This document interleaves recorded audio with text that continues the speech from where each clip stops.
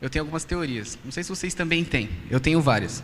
Eu vou citar algumas para vocês verem o nível.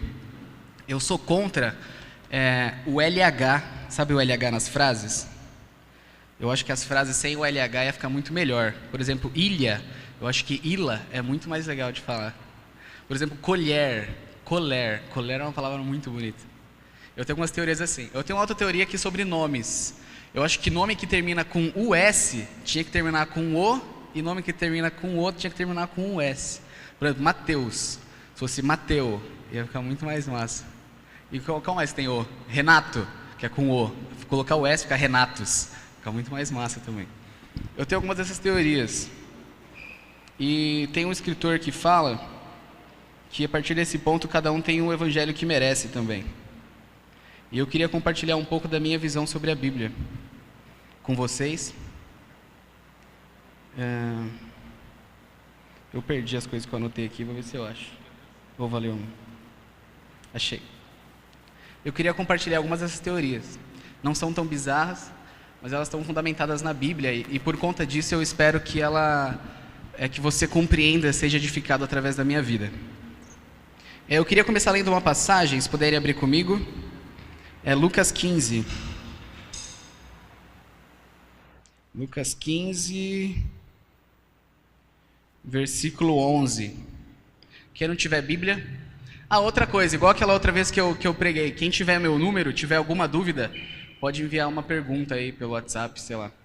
Beleza? E quem não tem WhatsApp, talvez você me ache algum grupo aleatório que alguém me colocou.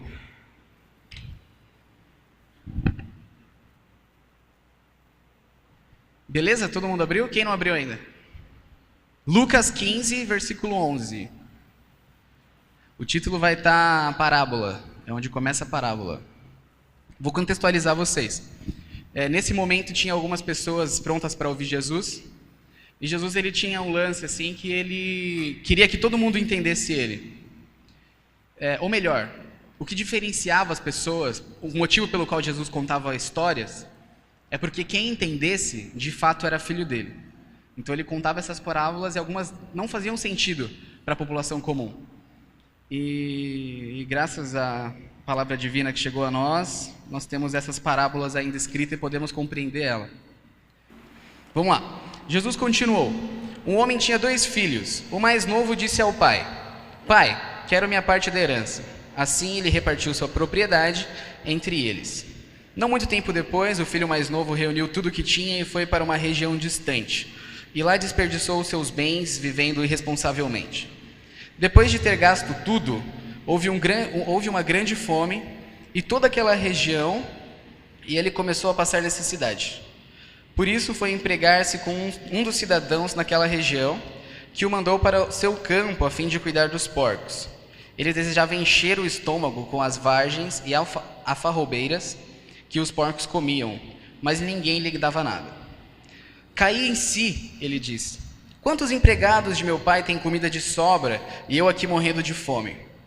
Eu me porei a caminho e voltarei para o meu pai e lhe direi: Pai, pequei contra o céu e contra ti, não sou mais digno de ser chamado teu filho. Trata-me como um dos teus empregados. A seguir ele levantou-se e foi para seu pai. Estando ainda longe, seu pai o viu e, cheio de compaixão, correu para seu filho e o abraçou e beijou. O filho disse: Pai, pequei contra os céus e contra ti, não sou mais digno de ser chamado teu filho. Mas o pai disse aos seus servos: Depressa, tragam a melhor roupa e vistam nele, coloquem o anel no seu dedo e calcem seus pés. Tragam um novilho gordo e matem-no. Vamos fazer uma festa e alegrar-nos. Pois este meu filho estava morto e voltou à vida, estava perdido e foi achado. E começaram a festejar o regresso. Enquanto isso, o filho mais velho estava no campo. Quando se aproximou da casa, ouviu a música e a dança. Então chamou um dos servos e perguntou-lhe o que estava acontecendo. Este lhe respondeu: Seu irmão voltou e seu pai matou um novilho gordo, porque recebeu de volta são e salvo. O filho mais velho encheu-se de ira e não quis entrar. Então seu pai saiu e insistiu com ele, mas ele respondeu ao pai: Olha, todos esses anos eu tenho trabalhado como um escravo ao teu serviço e nunca desobedeci às tuas ordens. Mas tu nunca me deste um cabrito para festejar com os meus amigos. Mas quando volta para casa esse teu filho, que esbanjou os teus bens com prostitutas, matas um novilho gordo para ele. Então disse o pai: meu filho, você está sempre comigo, e tudo que tem é seu. Mas nós tínhamos que celebrar a volta desse seu irmão, e alegrar-nos, porque ele estava morto e voltou à vida, estava perdido e foi achado. Vamos orar?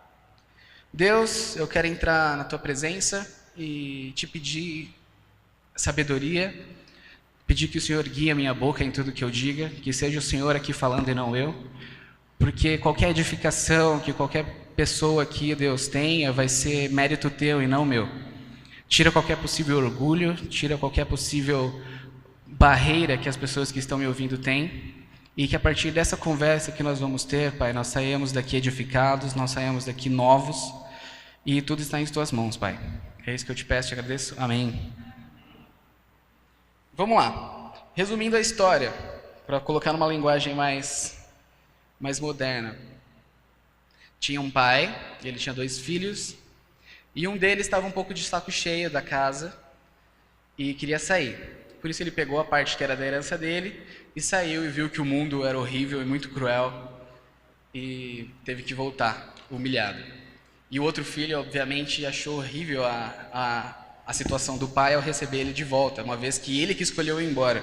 Acredito que muitos de nós também se sentiriam assim. E partindo desse ponto, eu quero ter uma conversa com vocês, bem rápida, sobre alguns pontos que a gente pode ver nessa história, e alguns pontos que a gente pode ver na nossa vida, e algumas das teorias que eu tenho sobre isso. A primeira coisa que a gente tem que pensar, eu queria começar antes de qualquer coisa, é falar sobre o ser humano em si. O ser humano, muitos estudiosos tentam descobrir a razão pelo qual a gente está aqui nessa terra.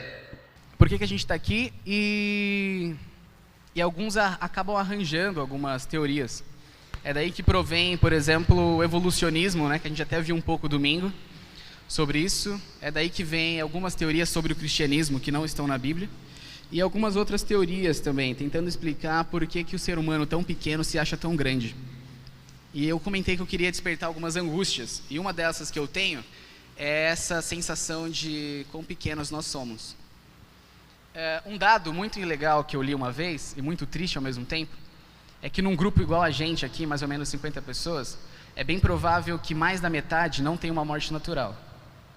É bem provável que alguma coisa aconteça, pelo menos na metade das pessoas que estão aqui, que vai ser uma intervenção na vida.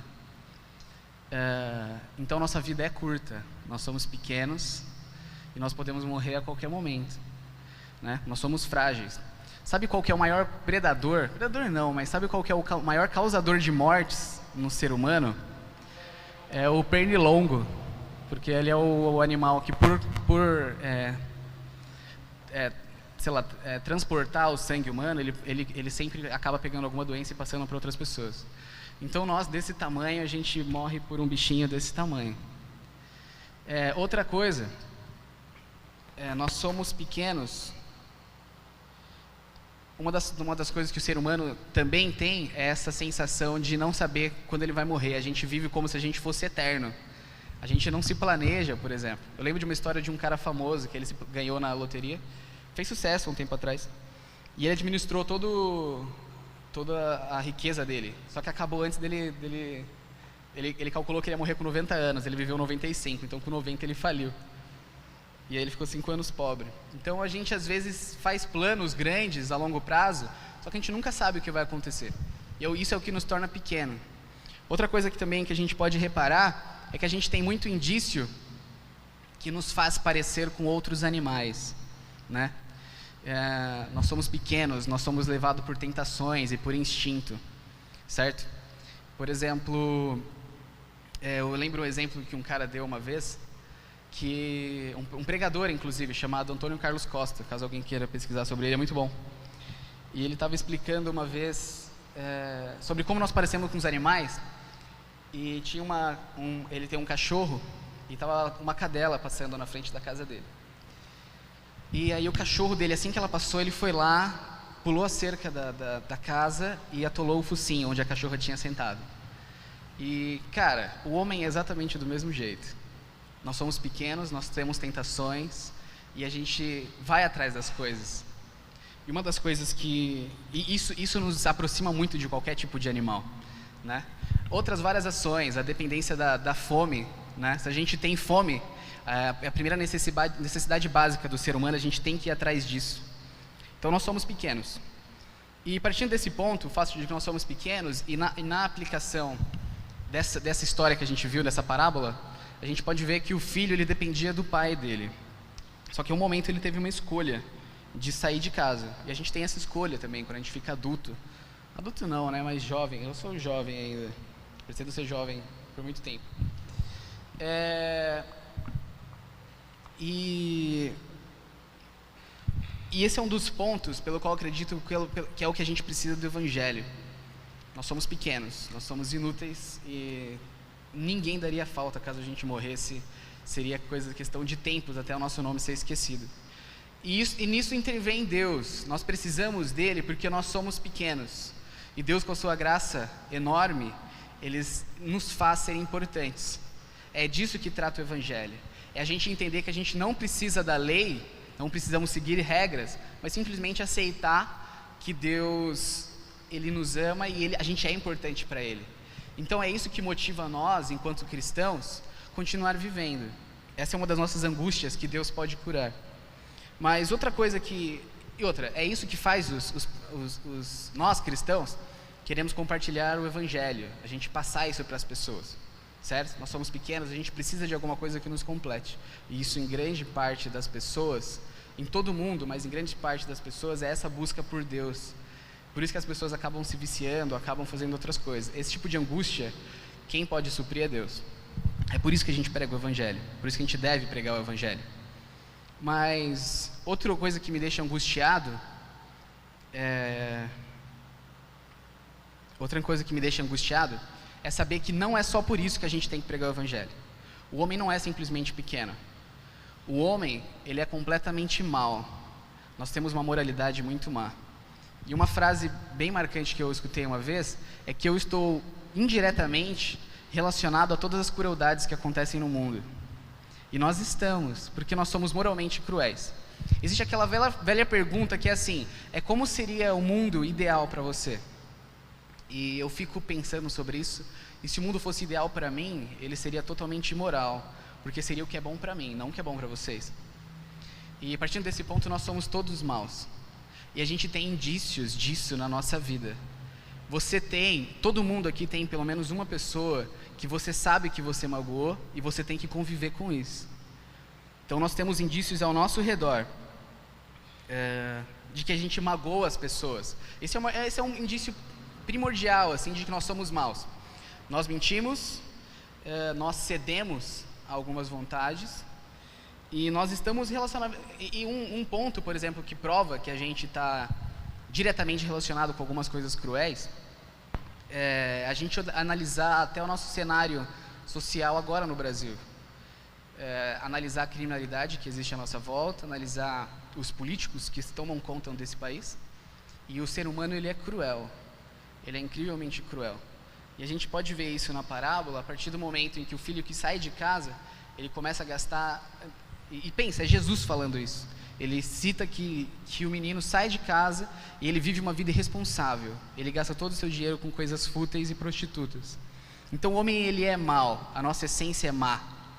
Então você é mau. Tem pessoas na sua vida que você feriu e você não tem como resolver isso. E esse é um dos outros motivos que a gente tem para pregar o Evangelho. Então o ser humano é muito pequeno. O ser humano, ele precisa se sentir importante. Deus nos ama. Ele que pode fazer isso por nós. E outro ponto é que o ser humano é mau, ele precisa de perdão, e Deus pode nos perdoar também. Partindo desse ponto, a gente analisar a história, a gente tem todos esses aspectos que eu estou falando. A gente pode ver, por exemplo, a maldade quando ele sai, e a gente pode ver o quanto ele é pequeno, quando o único instinto de sobrevivência dele é querer comer a mesma... Vou contextualizar vocês. Depois que ele estava trabalhando e perdeu todo o dinheiro, ele precisava comer. E aí ele arranjou um serviço numa fazenda e o serviço era dar comida para os pobres. E a única vontade que ele tinha era de comer a comida dos porcos. Então ele se rebaixou ao nível de um animal. Por quê? Porque o ser humano é pequeno. E isso é consequência da própria maldade do ser humano. É consequência das mentiras que nós fazemos, dos atos que nós fazemos. E só quando a gente chega no fundo desse poço, é que a gente percebe que a gente tem para onde voltar. E partindo desse ponto, o filho volta para casa. E como que isso acontece? Ele decide que ele vai chegar na casa dele e vai falar uma coisa. Ele vai falar: pai, pequei contra ti e deixa eu pelo menos trabalhar para você. Isso expressa uma coisa que é essencial para nós, os cristãos, que é o arrependimento. É o arrependimento. Depois que você se viu como uma pessoa má, depois que você se viu como uma pessoa pequena, você precisa se arrepender sobre isso. Você precisa arrepender porque Jesus, ele faz tudo isso. Ele perdoa e ele cura. Mas isso tem que partir de você. E ninguém vai te ajudar nesse aspecto e ninguém vai tomar essa decisão. E uma coisa muito importante sobre arrependimento, que a gente tem que ter em mente, é que o arrependimento não é remorso. Remorso é quando você faz uma coisa errada e você se sente mal depois. O arrependimento é quando você faz uma coisa errada e você toma uma decisão sobre aquilo. Então não basta você sentir remorso, não basta você se sentir mal. Você tem que se arrepender sobre as coisas que você fez. E é isso que o filho faz. Ele não está sentindo apenas remorso, ele não está sentindo: nossa, eu fui muito mal, agora eu preciso voltar para casa. Não, ele fala: eu vou chegar na minha casa e vou dizer isso, aceitar a minha condição e vou pedir pelo menos um emprego na casa dos meus pais. E partindo desse ponto, ele volta para casa. Ele volta para casa e se arrepende e fala para o pai dele. E outra coisa, um dos sinais que nós temos dentro do cristianismo, que remorso não é nada, não quer dizer nada, eu vou continuar, depois eu falo disso. Então ele chega, e qual que é a imagem que a gente tem na parábola quando o filho está chegando em casa? Deus, pensa, é Jesus que está dizendo isso. O pai de longe à vista. Então a cena que a gente pode ter do pai é daquele pai cara de fazenda que está sentado de frente, está sempre olhando, talvez sempre esperando o filho. E Jesus está dizendo isso para a gente. E quando ele chega, o pai já avista ele de longe. E quando ele nem deixa o filho terminar a frase, que a gente tem a frase completa, depois tem a frase que o filho tenta dizer para o pai. E ele não tenta, e o pai, ele simplesmente fala para o filho, vou ler aqui.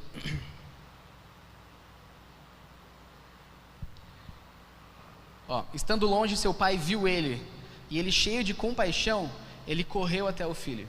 Então o que a gente tem aqui? O filho, ele se fez presente, ele se mostrou para o pai, e o pai foi até ele, como aquele pai que ama, que já estava esperando por aquela situação. E o filho fala para ele: eu só quero trabalhar para você. E uma coisa que o pai faz, ele dá uma sandália para ele e um anel no seu dedo. Naquela época, quem andava descalço eram apenas os escravos. Então o pai, ele simplesmente tira o filho dessa condição de escravo e aceita ele de volta. Por quê? Por causa da iniciativa que o filho teve em ser percebido pelo pai. Então arrependimento para Deus não é simplesmente remorso. É você tomar uma atitude e deixar isso claro. Muitas vezes tem que ser um arrependimento público. Eu lembro que recentemente eu tive que passar por isso. E eu não estava levando uma vida muito legal, em alguns aspectos. E enquanto eu não tomei uma atitude pública, minha vida não mudou. E depois que eu tomei, as coisas começaram a fazer um pouco mais de sentido e gradativamente estão fazendo. E eu fico feliz por isso. E o pai vem e fala para o filho isso. Outra coisa que a gente tem que ter em mente sobre a gente crer em Deus e pedir esse perdão, entendendo esse pai amoroso como Deus, é que não basta só você crer em Deus. Eu lembro que alguém comentou no louvor que Deus é de amor, que Deus é divertido, e Deus é mesmo. Só que a gente precisa ter um contato com Ele direto e se arrepender de verdade, não só ter remorso. E um dado importante que a gente pode ter sobre isso é que todos os demônios também creem na existência de Deus. Eles também têm medo dele. Só que o que difere um demônio de mim quanto à crença que eu tenho em Deus? É aquilo que o cristão chama de fé. É a crença das coisas que se esperam, mas que não se veem. É isso que diferencia a gente de uma mera criatura que crê na existência de um ser superior. É a fé. Então, pela fé, o filho ele sai da fazenda e volta para casa. Pela fé, o filho se arrepende.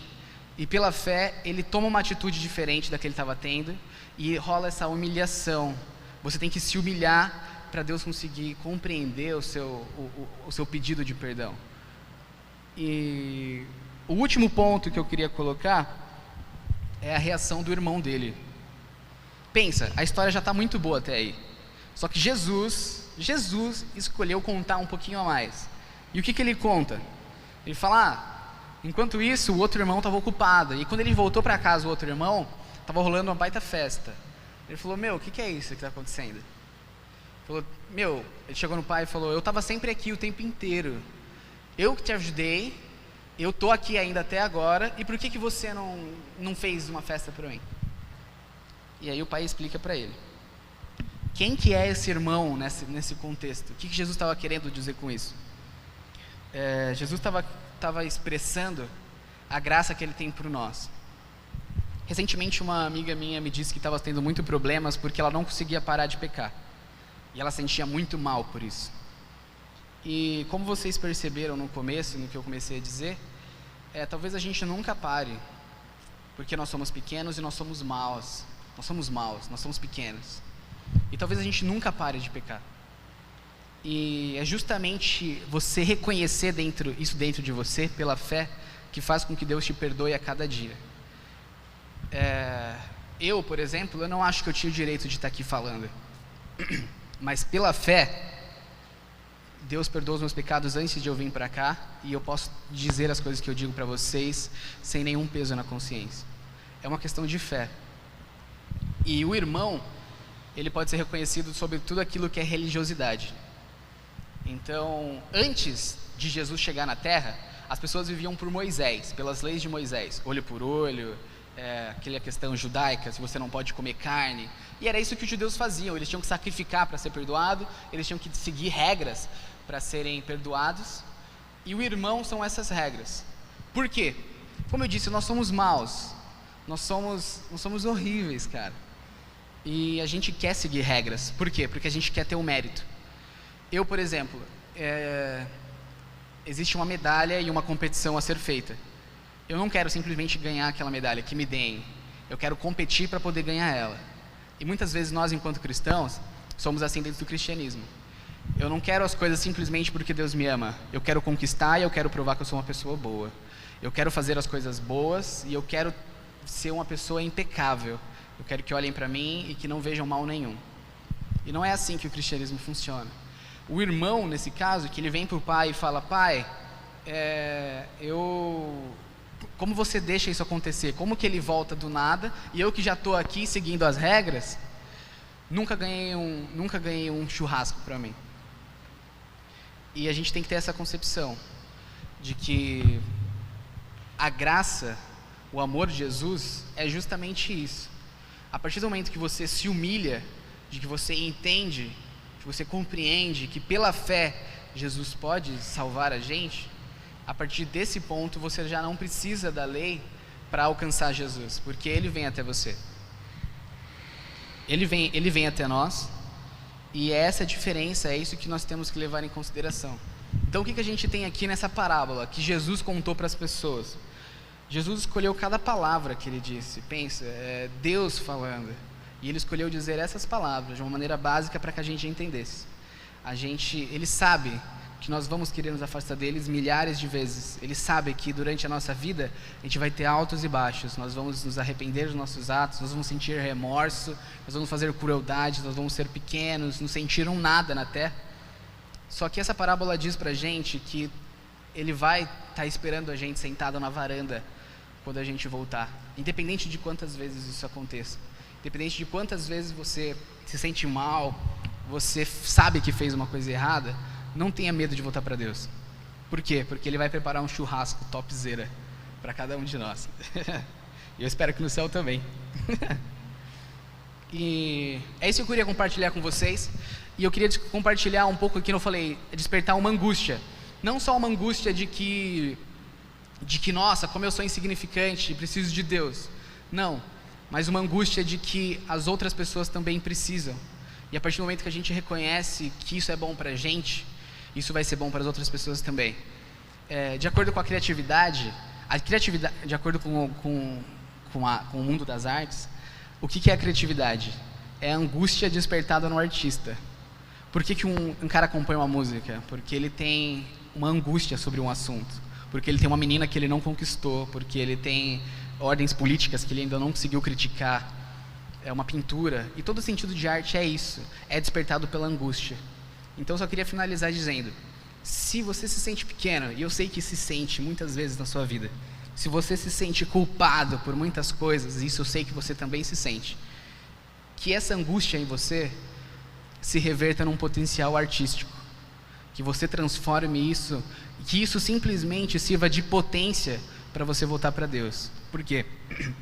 Porque sem Ele, nada disso faz sentido, a vida não faz sentido. É o que Paulo diz, ele diz que ele pode viver feliz a cada dia, porque ele sabe que ele tem Deus. Essa é a nossa verdade, sem isso, a nossa vida não faz sentido nenhum. Então, se você não conhece essa história, se você não conhece Jesus, o cara que bolou essa parábola, que inventou da cabeça dele essa parábola, simplesmente para dizer que nós, humanos, somos especiais, você precisa conhecer ele.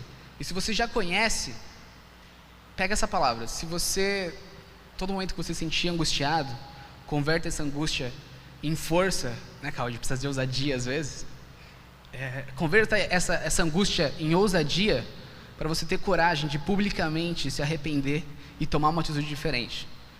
Você vai se arrepender e as pessoas à sua volta vão saber o que você fez, vão saber que você fez uma coisa errada. As pessoas da igreja vão saber. E esse é o irmão mais velho, falando, pai, olha aí você curando ele e eu aqui de boa, seguindo as regras. Esquece isso. A única coisa que importa no final da nossa vida é o nosso relacionamento com Deus e a maneira com que a gente propagou essa notícia. Então, novamente, aos que não conhecem, conheçam a vida desse cara, ele é incrível, Jesus Cristo. E aqueles que já conhecem, não se sintam angustiados porque ele está com a gente. Amém? Obrigado.